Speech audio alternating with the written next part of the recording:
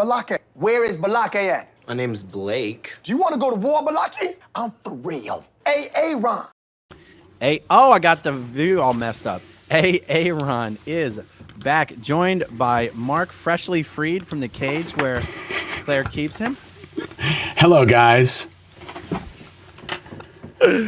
He's returned from YouTube Oblivion. That's right. And now I can go on other channels. I can even go on my own channel again. It's so wonderful to be free again. Oh my goodness. So Scientology, we're here this afternoon, guys, to talk about Scientology just being in full blown panic and meltdown mode. What have you been seeing, Mark?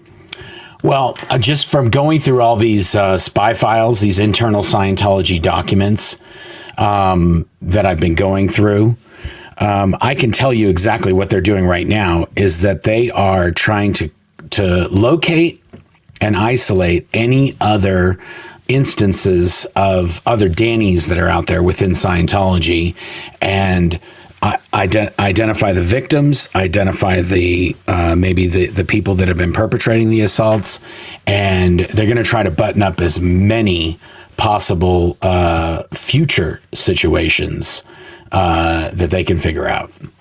Real quick, Mark. People are saying there's just a huge discrepancy between my volume and your volume. Unbelievable. Is there any way? I don't even know how to change audio volumes in StreamYard. I've never tried. You know It says it's too bright. The mic, the Shure MV7 mic has that little app. Yeah, I don't have that. I don't have that microphone. I have a totally different microphone than that. I'm just saying I've never even tried to use that app to adjust the audio settings, but here's what I'm going to do.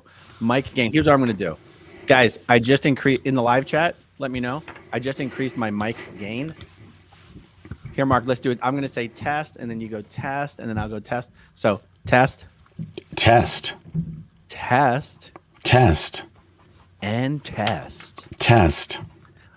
People are literally asking me if my frickin' mic is plugged in. Yeah. Oh, your microphone. Yeah. Oh. Test. Oh, test, yeah. They're test, saying test, it's Aaron's audio, not Mark. Well, you're too loud. I'm too quiet.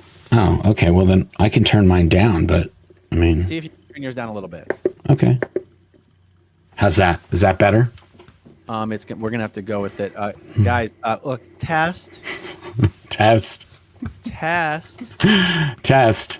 And test. Yeah, so it says, for those who don't know, our mics are automatically adjusted by StreamYard, so we have no really way to do anything. And I mean. So here's what I'll do, Mark. I will simply talk quieter. A lot of people are saying it's fine. Oh, somebody says I will talk louder and I'll talk closer to the mic. Okay, so go ahead. I like how you were saying Scientology is basically hunting down. It is proactively. Wow. Everyone's saying that our audio is terrible. I don't know. I have everything set the way it was the last three videos I did. We're gonna keep going because there's so many people who are saying it sounds fine. Yeah. Anyway. I'll speak up just for the hell of it. So Go ahead. Continue what you were saying. Okay. Yeah. So basically what they do is they try to find out who they know about all these assaults that have happened, just like they knew the Danny Masterson assaults that took place. It's all documented and it's all in their files. And in a lot of cases, they buttoned these things up when they happened, just like the Danny Masterson assaults. They were reported at the time.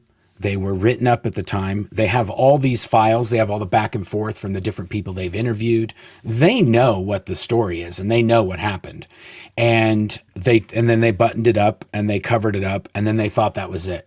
Well, that's exactly what they do every time this occurs. And the fact that this one is coming back to haunt them, then they know that these other ones are possibly going to come back to haunt them. Just like the James Barber thing is coming back and all these things that had happened, they're going to have to revisit all of these people. And they're most likely, I mean, if you're out there and you're a Scientologist that was the victim of an assault and you have been contacted by the Office of Special Affairs, or what Scientology calls OSA, their internal spy wing, then reach out. We would love to hear about it. I'm positive there's people that have been contacted, and there's people that have been documents. Something just occurred to me. Yeah. My audience probably won't be familiar with this story, and we're not going to get into the details of the story, but in Los Angeles, there was a school run by Scientologists. Yeah. And it was discovered by Scientology that the woman who was running this school, her Scientologist son, basically sexually abused a lot of the kids in that school. Well, and to be fair, I think it was a nursery. It was a daycare. Okay, so but a school for very young kids. Yeah, for toddlers, I would say mostly for toddlers and pre-kindergarten or that type of age kid. That's right. And the same ethics officer, Julian Schwartz, at Los Angeles' Advanced Organization, who was involved in silencing at least one of the Jane Does, but really at least one of the Jane Does, was the same ethics officer involved in making sure no charges were ever, no police reports were ever filed. Or it was one of these, this is one of the rare cases where I think it was reported, Julian said, okay, we need to make a report to the police, but nobody's going to cooperate. No, none of the parents are going to press charges. Right? I'm almost positive this is one of the rare instances where it was a controlled report. That's exactly correct. You're exactly correct. I know about this story that you're talking about. I know all of the details in and out about this thing. And the lady who owned the daycare was a Scientologist, and she was a Scientologist who had achieved their upper levels of counseling, which is called the operating thetan levels. She got up to OT 7, I want to say. And her son was the one who was abusing the kids. And this is the most, I mean, there's a lot of craziness about this, but once it was found out, the kid, the son that perpetrated the assaults was made to do amends, which is like a make up the damage step you do in Scientology when you're doing the conditions on how to get out of trouble. And he babysat the kids that he abused as amends. This is that is a real thing. I don't even want to say anymore because I think I'm going to go. I think I'm going to get sick. But so this daycare, not only was it not shut down, but they contacted the parents that were Scientologists of most of these kids. Most of the kids that went to this daycare, the parents and the children were involved with Scientology.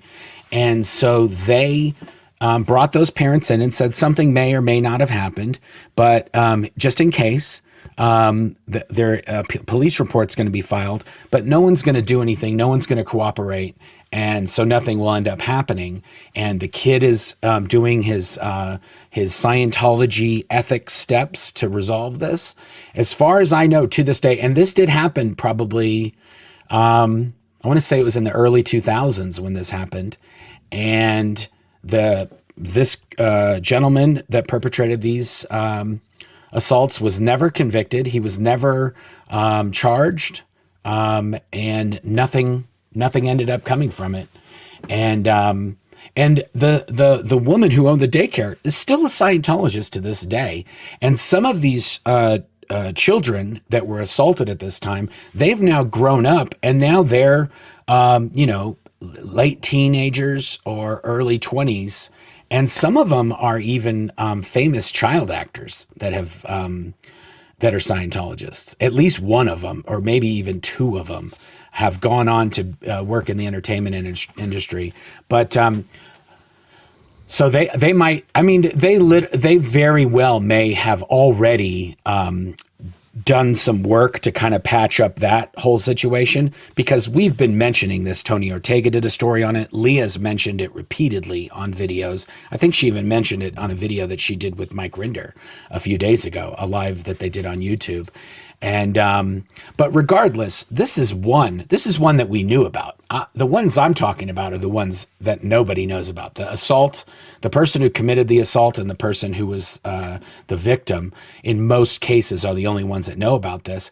And because they're not allowed to report it to law enforcement, and because they're not even allowed to really talk about it in Scientology, they can write a report, but they're not allowed to talk with other Scientologists about a crime that an individual Scientologist committed.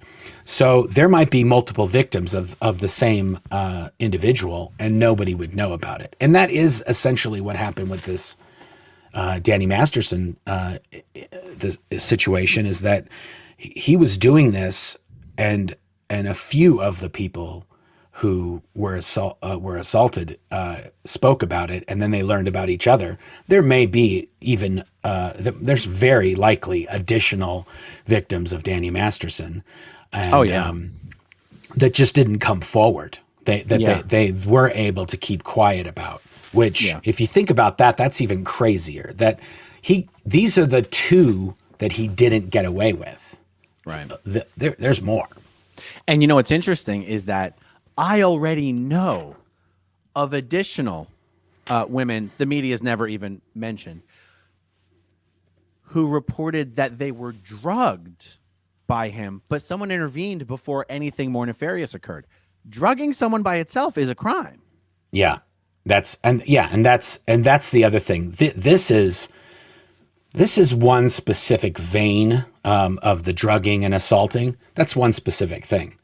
What a lot of people don't know is there is a ton of Scientologist on Scientologist crime that goes unreported. These people steal from each other. They buy and sell businesses from each other, and people get stiffed out of hundreds of thousands of dollars. And it's just whoever donates more to Scientology is the one who prevails in internal Scientology justice actions. And so this is that if it's opened up to all of the different sorts of crimes that happen within Scientology, if these people start coming forward, Scientology is going to have an epidemic on their hand of people that are like, hey, yeah, what about when I sold that printing company and then you guys never paid me? I know that happened with Peter Gillum. Peter Gillum sold his vitamin company to a bunch of other Scientologists, and they just stiffed him. And then he was declared. And then they were like, okay, well, we don't have to worry about you anymore.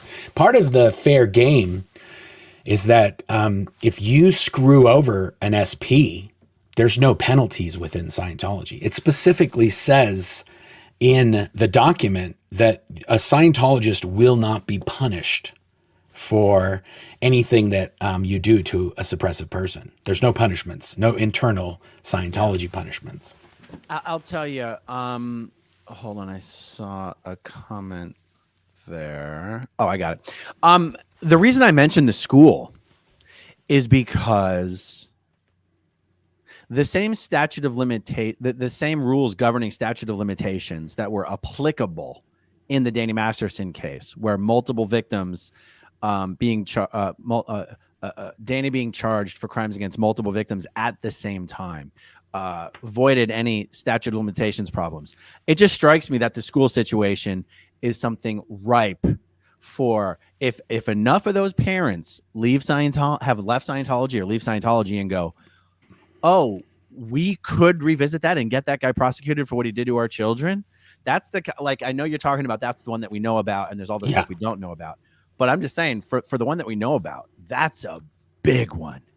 Yeah, and it also, as far as I know, it was multiple underage individuals that were victims of this. So it's not like it would be one or two. The last I knew, it was at least 3 or 4 that were confirmed that yes, this guy did something with those individuals. So I'm not exactly sure how that would even. I'm not even sure how you'd proceed. You would need the cooperation of those Scientology parents, though, to say, yes, this happened. And also, that's where it becomes very messy, is some of these kids were 3 or 4 or 5 or 6 years old when this happened, and they don't even remember they don't even know that it happened. And so That was sort of my, I don't even know how to say this. When I was researching this project years ago to figure out what happened, to document it, to turn it over to the authorities, it's one of those things like this is going to blow up a lot of people's lives. And some of these kids that don't even know this happened, or they repress the memories or whatever. It's a very, very slippery slope of how you deal with it and how do you prosecute it, how do you document it. So that's true. How do you do something like that when and also Scientology went to these parents and didn't tell them this is exactly what happened to your child. They basically said something happened at the school. Your child may or may not have been involved. So the parents may not actually even have the details. That's exactly right. They kept it very vague, and they kept it very like, we don't exactly know, and it wasn't that big of a deal. And it was definitely a big deal, and it was definitely horrible. And Scientology whitewashed the whole thing. And you're right. This Julian Schwartz guy, I mean, at the end of the day, this Julian Schwartz guy, you'll find out there's all the different things that were happening in Los Angeles. This one guy was sort of the conduit for all of the crimes and illegal activity that Scientologists were involved in. This one guy was sort of the one who was dealing with and sort of putting out as many fires in these different things that he could. And all roads lead to Julian Schwartz. And that's another thing. I don't even know if he's still in Los Angeles. I mean, if Scientology's got any sort of analytical skills, they would know that this Julian Schwartz guy, he's a big risk for them. Mark, that is one of the biggest things I cannot make sense of, because according to my information, he is still in Los Angeles. Yeah. And I don't know how Scientology has not buried this guy deep in the back of a cave in a mountain where Shelley's working.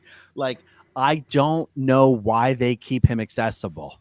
Yeah, they got rid of Angie LeClaire, which, whatever. I'm not going to say anything more on that, but you know what I'm talking about. They got rid of Angie LeClaire when we were at the Ent Base, and they had the woman in Florida, Lisa McPherson, who passed away at a Scientology facility, basically because they locked her up without any proper care for, several days. When that had happened, all of the people that were involved in that, they disappeared, all of those people. Like, they disappeared them out of the Sea Org, or they disappeared them to Australia, they moved them far and far away. So I'm not exactly sure why this Julian Schwartz guy's and maybe he knows so much that they kind of have to keep him local, because if they let him go, then he could turn, and then they'd be totally screwed, because he knows where all the bodies are buried. That's right. It's a weird fine line that they have to walk, because they have to keep him happy enough to want to continue to be loyal to the Sea Org. Yeah. And so maybe they're like, oh, if we send him off to Australia, he'll just leave and blow and come back to the States and start running his mouth. Exactly. And that is really the risk. So this is exactly what I'm talking about. You've got all these people that know about these assaults. They know about the victims. They know their names. There's probably, in addition to being other Dannys, there's other Julians, there's other victims, there's all these moving parts. And in a lot of cases, the people that were dealing with these things at that time, they may no longer be Sea Org members, and they may no longer be involved in the same sort of activities. So they have to go through the files to sort of dissect and see who were players and who were involved in this, and then get a hold of them. And that's the risk, is if these people forgot all about this and they don't know anything, fine. But if somebody from Scientology calls you up and says, hey, I just wanted to talk to you. I just wanted to ask you a question about, something that you did with Julian 5 years ago. And then that person could go, oh yeah, I totally forgot about that. I'm going to call up Asmithlevin and I'm going to tell him this whole story. And that they do risk that happening and a lot of people don't know who you or I are in Scientology, and they find out who we are from a Scientology, what's called an ethics officer or a Sea Org member that's trying to make sure that they don't talk to us. And they say, well, you haven't talked to Aaron Smith-Levin lately, have you? And then you're like, Aaron Smith-Levin, who's that? And then next thing you know, they're talking to Aaron Smith-Levin. It really is. You'd think they couldn't possibly be this stupid. I promise you. They are, and it's not stupidity. It's like they're almost forced to do this. Someone comes in to start a course who hasn't been around for a while, and the ethics officer has to give him an interview, and they're like, have you been watching any SPTV videos on YouTube? And you're like, well, I hadn't heard of that, but now I'm going to go look it up and find out what it is. Exactly. We got so many people reached out to us. There was a magazine they put out called Freedom Magazine when a whole bunch of stories were appearing in the St. Pete Times in Florida. And they did a whole magazine about all of these suppressives, ex-Scientologists and ex-Sea Org members that were speaking out against Scientology. And we heard from more Scientologists after they put out that magazine to their own members than we'd heard from people in years. And they would tell us, they would say, oh yeah, I saw there was a whole article about you in the Scientology Freedom magazine. So that's why I wanted to get a hold of you. And I was like, what? Yeah. Here, let's talk about Julian here. It says, I was wondering just who is Julian Schwartz, the AULA MAA? Is he any relation to Gretchen, Fred, or Louis? He is Louis Schwartz's son. Yeah. And I think he's a cousin of Gretchen or Fred, right? So here's the thing. I just don't know who Gretchen is. So Fred was like gross income exec ins, right? Yeah. And as far as I know, his wife was Gretchen. Okay. And they had a son. And as far as I know, that son is a cousin to, what's his name? Adrian? Julian. Julian. Yes, that's how that works. And Julian's an interesting one because he used to work at Flag in Clearwater, and they sent him away from Flag because he has epilepsy, and he had a seizure, and he fell down and he knocked his front teeth out. He was the senior CS's assistant, and he had a seizure. He fell down, he knocked out his front teeth, and they're like, oh, we can't have this guy on the base. He could fall down and die one of these days, like John Travolta's son did. And so they sent him away from Flag because of his medical condition. And that's why he's been in Los Angeles the whole time. I did not know that. I've never met Julian because I wasn't posted in Florida or Los Angeles. I do know, I know Gretchen and I know Fred, I guess his aunt and his uncle, but I never knew, and I knew the son of Fred, but I didn't know Julian personally. So I've never met him. I don't even know what he looks like. I did know him personally. I worked with him directly in Clearwater and in Los Angeles. I even worked at the Advanced Org with him. Okay. And there's no one in Scientology that David Miscavige has trusted more, other than maybe like Greg Wilhair, to personally handle any and the biggest scandals that come up. Julian is the go-to guy. He quite literally knows almost everything, all the dirt in LA, all the crimes. Because, wow. and just for those who may not know, like the Advanced Organization is called the Advanced Organization because that's where you do the secret confidential OT levels where you learn about Xenu. Yeah. Well, as a public, when you as a paying Scientologist, when you go to do your OT levels, the first thing that you have to do before you start your OT levels is you get a thorough, deep interrogation about any shenanigans that you're up to. Julian's job is to deal with all of that. Yeah, he's not the one who actually does the interrogation, but he's the one who, like they do, when you do one of these interrogations, they do write a knowledge report of everything that came up in the interrogation. And then that gets turned over to Julian to then work with the people and say, what are you going to do about this? And what are you going to do about that? That's right. And, when Jane Doe 1 made her report to the police, the actual police, not the Scientology police, about what happened with Danny, she put Julian's name and phone number down as a witness. And the LAPD called Julian Schwartz on his cell phone about this. And that is when Julian called up Jane Doe 1 and said, did you give my name and phone number to the police? And she goes, yes. He goes, you are so fucked. That's what he said to her. That's what he said to her. Doesn't look like it. Doesn't look like it ended up that way, Julian. Just to give you like the update where we were, where we are now. No, yeah. You know, a story that I don't think has been told. When Jane Doe 1 had this meeting with Danny Masterson, it was the last time she ever saw him. Yeah, where he was supposed to hear from her how it had hurt her, and maybe it would help him realize the magnitude of what he'd done. And he turned the meeting into a total troll session, and he was being inappropriate and making jokes. When she left that meeting, she said, "The next time I see you, you'll be wearing orange." No. And that's why they were so pissed when Danny came out for sentencing, and they let him wear a suit instead of his orange jumpsuit. Yeah. She was like, I was hoping I was going to be able to say, I told you the next time I saw you, you'd be wearing orange. Yeah, that's so wild. Yeah, no, I mean, to be fair, the things that Scientology knows and the things that they document will ultimately be the downfall of Scientology, because there's no way to put those genies back in the bottle. There really isn't. They can cover them up and they can sort of ride it out as long as they can. And, but yeah, there is a lot of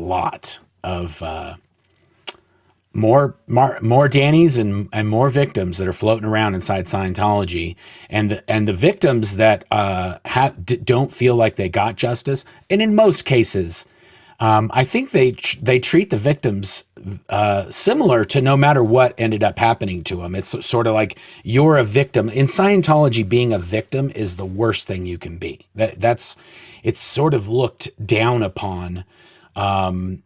If something happened to you, it usually means that you're not a good Scientologist, or you've done something against the person that victimized you. Is that accurate? That's pretty accurate, right? Yeah.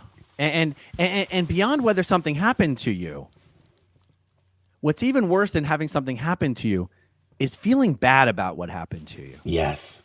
Like if something bad happens to you, but you brush it off and you're like, that didn't have any impact or effect on me whatsoever. Someone might go, that's being OT, that's being a good Scientologist, that's being at cause. But boy, oh boy, if you say anything like someone needs to fix that, or you need to help me with this, it's like, oh, sounds like you're not taking responsibility. Yeah. And that is literally why most of these people that were victims, which is not a bad thing, something happened to them. Those are the facts of the case. But that Scientology doesn't resolve it or make them feel better. That's why these stories are going to come back to haunt them, because they're going to go, oh yeah, oh, that girl got justice. I think I might want to get some of that. Yeah, absolutely. Absolutely. One of the big pieces of evidence that Scientology is really going into freak out mode is just all the crazy shit they're trying to do to the Aftermath Foundation. Oh yeah, and that is how we know that they are in panic mode, because they. I don't know. I do know about the Aftermath stuff. They've been calling all the states that were registered as a nonprofit in, and they've tried to shut down the Aftermath website. They've tried to shut down my Blown for Good website. They've tried to shut down my company website. I mean, we're under sort of constant attack from hackers on multiple fronts and email accounts and all this stuff. And that really started in the last, let's say 6 to 8 months is when this has all started ramping up. And they're not stopping. It seems like they're putting more people. I got to tell you though, in the last month or two, like, cause they've been doing, it's true, about, 6 or 8 months ago, there was some stuff that started. It's ramped up in the last 6 to 8 weeks. Oh yeah, no, it's been getting progressively worse. And I mean, it is what it is. You can ask any of us that deal with this, and I'm really sorry if there's new people that have joined into the, we have this collective loosely referred to as SPTV. And there's new people that have joined into the SPTV community that have not been in this world. And they start getting private investigators following them, and they start getting harassed. And you're like, oh, yeah, have you been watching our videos? Like, this is what they do. So like when you join this group, it's not for the faint of heart. There's you have to be willing. You have to be willing to be messed with a little bit. And that's sort of Aaron's and partially my superpower, is that we've been messed with so much for so long that we're impervious to, Scientology harassment techniques. Maybe not impervious, but it just doesn't, we don't let it bother us as much as other people. And Aaron, on the other hand, Aaron welcomes it. Aaron taunts and welcomes it. I invite it. He invites it. I know it's really invite it, but when it comes, I'm just sort of like, okay, whatever, But, somebody was talking about that the other day, and it is true. I think it was when Mike and Leah were talking about it. When you meet somebody for the first time, like somebody shows up just unannounced, or they oh, hey, I love your thing, or no, I wanted to introduce myself. The wheels are turning in our heads. Like, is this guy a spy? Is this guy a plant? How would this guy know me? How did he get a hold of me? That's all while we're talking to you, going, yeah. We're doing all the calculations too. Is this a real thing? Is this a fake thing? Whatever I tell this person, it needs to be not operational information. It needs to be something that's already happened, or something that doesn't have any consequence. I don't know how you do that, but that's what I'm thinking about, all that when I'm meeting somebody new for the first time that just comes out of nowhere, that wasn't sort of like a setup thing. I'm very I just weary. I don't meet new people. Yeah, Aaron's like, I don't leave the house. I just talk to this YouTube thing right here. You guys wonder why I do so many videos, because this is my prison. I don't go anywhere. Yeah, so it is a little. We are very jaded, and that's why if people are new in my circle and they start asking me for stuff, and like, hey, I need this, and hey, I need that, and hey, I'm just like, where'd you come from? Like, what if you're so needy?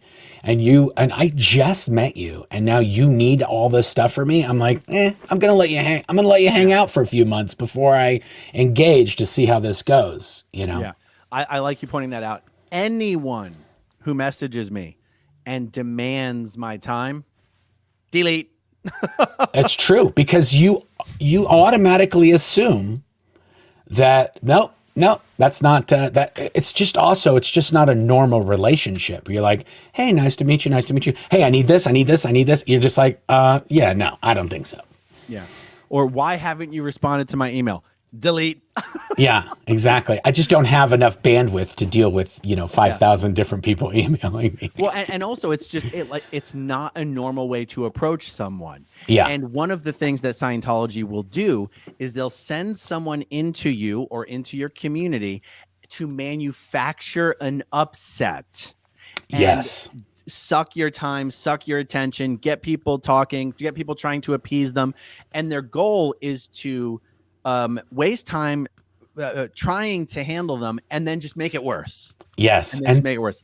That is a classic OSA op, is infighting. Whenever they can sort of stage or tee up some infighting amongst suppressives, they'll go somewhere. Usually it's in a forum or a chat or maybe YouTube comments, and they'll spread rumors in the comments or in the posts, and then they'll try to sort of activate and elicit other people to join in that bandwagon, and then they'll kind of get it going, and then they'll create this, they'll manufacture some sort of drama or some scenario, which may or may not have any basis in truth at all, and then they'll, as much as they can, they'll kind of perpetuate that, and they'll see who the tumbleweeds are, which, depending on which way the comments are blowing, certain people will kind of just go in that direction, and they'll identify and go like, okay, good, these are our people, and then they'll sort of make friends with those people as this sock account or whatever,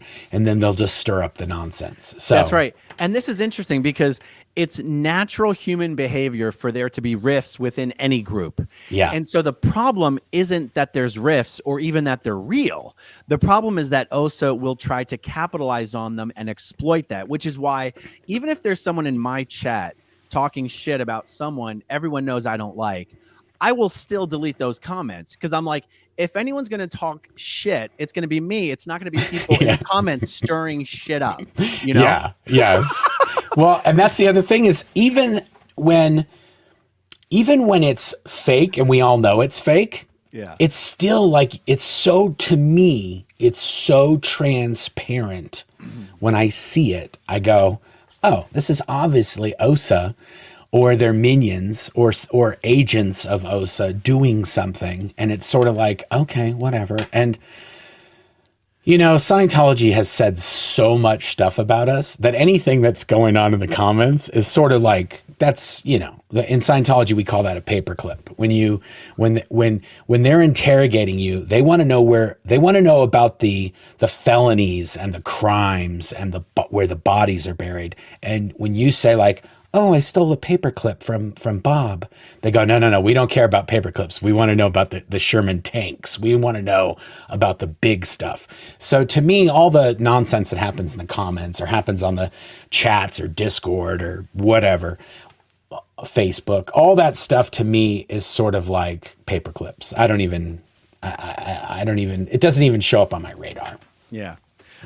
For me, it's like, is it something that's going to keep me from doing 3 more videos today? And why do I give a shit? Why do I give a shit?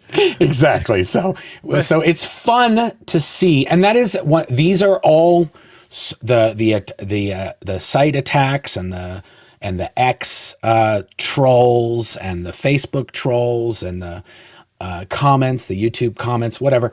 All these things to us, we use as a barometer if we're doing the right stuff. If they're doing all that, then we go, okay, whatever we're doing, whatever Aaron's doing, whatever I'm doing, it's working because they're losing their minds over there and they're constantly trying to stop us. So if they did nothing, I'd get worried. I'd be worried that, oh, are we not in the right area? Are we not exposing the right stuff? So yeah, Scientology was trending on Twitter for about 3 days straight. I know. Which is crazy because, you know, in some ways, Scientology was not on trial. Like in some ways it was, right? But technically speaking, it wasn't. The fact that the Danny Masterson verdict and the Ashton Kutcher fallout caused Scientology to trend for 3 days for all the wrong reasons is incredible. Danny Masterson wasn't even trending for more than a day. It was Scientology that stuck it and just like rode the wave. And I did see that on the first day. I saw Danny Masterson was trending and I saw Scientology was trending. On the second day, when I saw that Danny Masterson was no longer trending, but Scientology was, that to me, I was like, oh, this is a big deal because they're obviously trending for all the right reasons. And they didn't want to be trending. And so at that point, and I've said this before, and I don't know if it's going to change, but Scientology spends millions and millions of dollars to make sure that their websites and their sort of propaganda is at the top of the Google search results. And because they're spending so much money on promoting Scientology, they are affecting the algorithm, YouTube's algorithm and Google's algorithm to serve up Scientology stories because that's what people are paying to hear about. And so Scientology is skewing our videos. Our videos would not get as many views and would not reach as many people if Scientology weren't spending so many millions of dollars trying to game the internet. And I don't think they know that. And I don't think they realize, and they are in sort of, they've been doing it for so long and they've been doing it so steadily that now if they stopped, all of our content would automatically rise to the top because that's the cream of the Scientology content is our content. Our cream would just rise to the top and all of their stuff, which their videos get, I mean, I'm pretty sure Aaron got more views on his channel in the last week than the Scientology channel has gotten in the last year in terms of viewing hours, or what do you call it, watch hours. I'm pretty sure that Aaron's getting more than all of Scientology combined. And they're spending millions and millions of dollars to get their content to go to the top search results. Because you can pretty easily pay to artificially inflate views. It's very difficult to artificially inflate watch hours because someone's actually got to sit there and watch your shit. Views is easy because you can pay click farms in Indonesia to just click and watch for 60 seconds and click again. But the watch time really tells the story. You know, hey, as far as always being on the lookout and always having the radar up, and you know, I'm the last person to think someone's working for OSA usually, right? Yeah. Do you have an alarm going off? I did. Yeah, I was getting. I had my phone on Do Not Disturb, but my computer didn't switch over. So somebody that I went and had dinner with a few days ago just tested positive, and so now their family members are letting everybody in a chat of like 25 people know. So yeah, fun. So check it out. When I flew into LAX last week, you know, you walk down that ramp to go to the baggage claim, and there's like that metal rail where like. Where this, you got the stairs on the one side and the ramp on the other, and there's a rail protecting the stairs. And so I'm walking towards the stairs. There's a dude there, maybe 60-year-old guy, short guy, with his phone out, like resting it on the rail. Yeah. And when I looked over at him, it looked a little surreptitious. And then when I looked at him, he looked up at me and put the phone down. Yeah. So I walk up to him. I just go like, "Who you with?" And he goes, "Huh?" I'm like, "Who you with?" And he's like, "I'm here for my mom." And I go, "Okay." And I just walked away. I was like, the first time I thought I caught someone. Yeah. So the best part is that if you, and this is what I tell anybody who thinks like they might have private investigators following them, or the private investigators, I would say 2 or 1, at least the ones that Scientology hire. If you confront them directly, that's never happened to them before. So they will usually just freeze and they won't say anything. They'll just sit there sort of not knowing what to do because they're a private investigator, not a public. So when they get found out, it's sort of like, and I don't think they've been given a story to tell. So they don't want to say anything, because that will confirm or deny what we think based on them speaking. But the silence alone is usually what gives them away. So yeah. And also, sometimes people do that when I'm getting off a plane or something like that. And sometimes people are kind of just framing up their shot, and they're getting, like, when grandma comes, we want to be all ready. And so there's a difference between that and the ones that have their phone in their pocket and only the camera is sort of peeking out from the pocket, and they're like, you know, they're going like that. When you walk by, they kind of go, you're like, okay, no, that's ridiculous. Okay, now. You know, there's something else that occurred to me this week that for some reason just had not occurred to me before. It's easy for me to think that because we don't really give a shit about the threatening menace that is Scientology, that nobody does. Yeah. But I got to tell you, Louis Rossmann is a huge YouTuber that did a video recently about Scientology trying to protect people from accessing the software on the e-meter. Yeah. And in his video, he's gone after the biggest corporations on earth. He spent a few minutes very sincerely talking about how terrified he was of Scientology. And Moist Critical is an incredibly famous YouTuber who calls people out all the time. He very sincerely, while talking about the Ashton Kutcher fallout, mentioned how afraid he is to say the word Scientology. And it occurred to me that what we're actually doing, and all the former Scientologists who come on YouTube and just basically say, "F you, David, we're going to say whatever we want," it's unique. It totally is. And what I've found is that Scientology's bark is very, very loud, but their bite is non-existent. They really want to scare you with the bark. Yeah. But if you get past the bark, nothing will happen. They might send a letter. They might send a PI. Okay, whatever. Here's where it gets interesting talking about this, because I usually say exactly what you've said, right? Yeah. Because you and I don't give a shit about any of it. Yeah. But then you see that there are circumstances where they actually make headway, like when they successfully threatened the company enough that was what's the word, hosting, sponsoring, I don't know the right word, the Fair Game podcast. Yeah. Scientology created enough actual real world menace to the employees of that company and the advertisers that it actually worked. So you kind of have two sides of the coin. Well, and this is how it differs, I will tell you. Let's just say that you did something that you don't want anybody to find out about. And that's at the top of your mind, this thing that you did. When Scientology comes a knocking, the first thing you think is they're totally going to find out about that thing. Okay, well, we have the unique experience of growing up and being raised inside Scientology. So it's sort of like they're going to, in the hate videos that they have on my site, they talk about things I did when I was 6 years old. Like, right. That's what's on the website because that's all they got. Like obviously there's the cracker liquor thing where I licked a bunch of crackers. That's the sort of dirt they've got on me.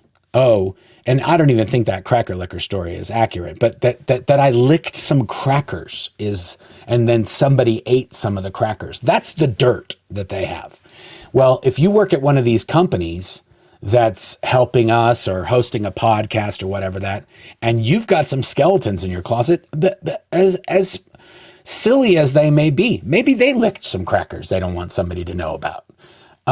It's that sort of what you have to then, you have to go with is that, well, they might have skeletons that they're more worried about people finding out than us. And like I said earlier, they've said so much insane, untrue things about us that now, even if they say something that's true, like, I can't even think of anything because I haven't heard one yet that they've said that's accurate. But if they did say something that was accurate, it's very likely not going to be as bad as all the other things they've said that I did that weren't true. So, I mean, they said that I embezzled $15,000. In my suppressive person declare, that $15,000 was $250. So they document it as 250, but then on the hate website, they say it's 15,000. So you go like, I have a document from you here saying it was 250. So which is it? Is it the 250? Is it the 15,000? Sort of like, and even that is ridiculous and untrue. But at the same time, I'm sort of like, guys, like you can't even keep your lies straight. So I'm not going to worry about the lies that they tell. But you're right. Everyone's situation is not the same, and everybody doesn't know how they play. And so and again, even if one of these companies did have something personally that they didn't want to get out, in almost all scenarios, Scientology is not doing anything to your company. If you just say, screw off, you're Scientology, we know what you do, we know what you've been up to, that'll be the end of them. And at worst, a worst case scenario, you're going to get a PDF from them that says all the bad things that Aaron's done or all the bad things that Mike or Leah or Mark have done. Literally, Scientology is armed with PDFs, okay? So at the end of the day, if you've got Acrobat, you'll be fine. You'll be able to read it and then delete it. They're basically a giant tax-exempt mean girl. So Mike and Leah went on with Jake Tapper, and by the end of the day, Scientology was sending mean tweets about how Jake Tapper is a religious bigot for covering an actual trial. Yes, and that is the thing. You're exactly right. They're a mean girl with a bunch of troll accounts on X and on social media, and they can set up a website. They can copy and paste one of their hate websites and change it and put whoever's name at the top of it. And that's also the other thing. They do label anyone that assists or disseminates Scientology facts as a religious bigot. We're not attacking, in almost all cases, none of us are attacking the beliefs of Scientology. I mean, they talk about Xenu and aliens and all this stuff. I'm best friends. Xenu is my homeboy. I'm best friends with Xenu. I'm not negating any of those stories. Okay. I got a Mike Rinder bobblehead right here that's got a Xenu outfit on. Okay. I embrace Xenu and all of his overlord glory. So I'm not attacking their beliefs.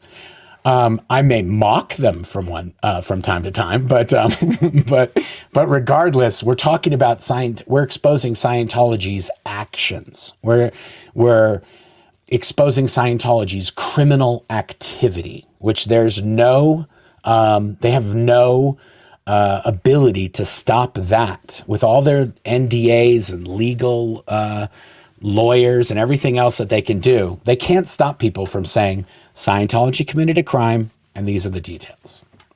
Yeah.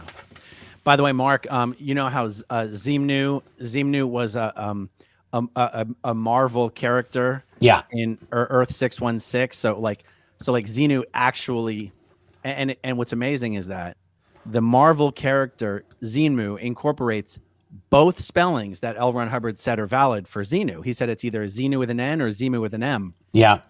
And in Marvel, it's Xemnu. Well, I was expanding on this concept while we were hanging out in LA this week, and it occurred to me, what would be the best SP superpowers?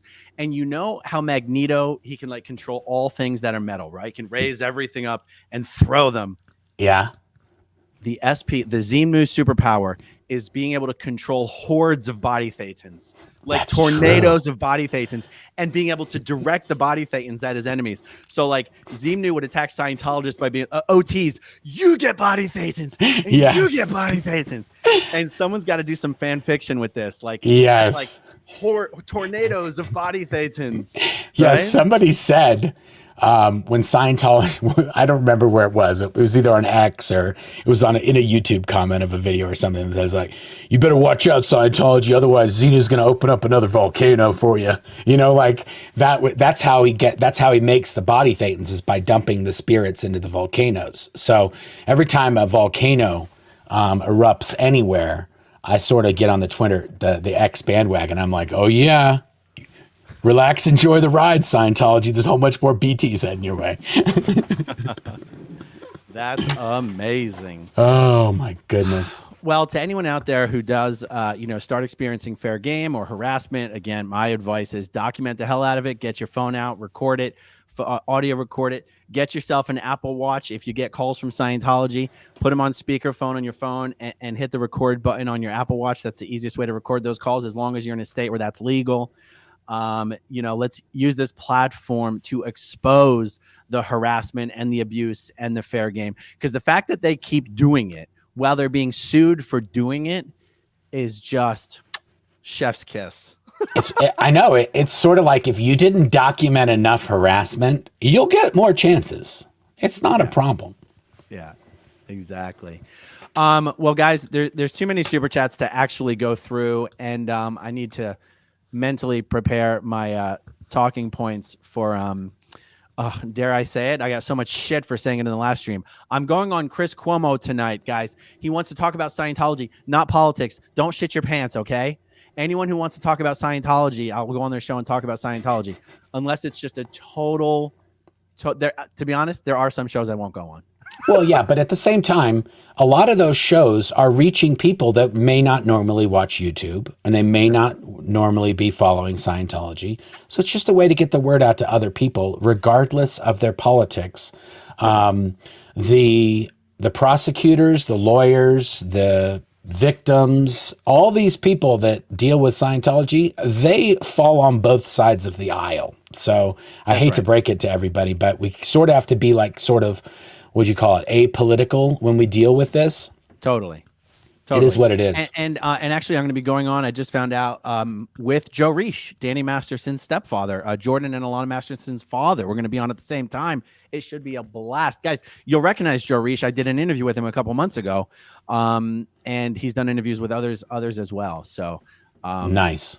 It should be an absolute blast. All right, so how about we just wrap it up there? Awesome. Thanks for having me. Thanks for getting the gang back to two of the three amigos back together. We have to wait for Mike to get up to speed so we could do the three amigos again. But I figured. Hey, and now that Leah's getting into the YouTube thing, maybe we'll have a lot of fun. Yes, absolutely. All right, guys. Thank you as always to everybody who watches until the very end. Talk to you guys soon. Okay. if you want to see my rock and roll songs, click right on this guitar. And if you want to see a different one of my videos, oh, dancing for my love, then you could click right inside here. If you have subscribed or not,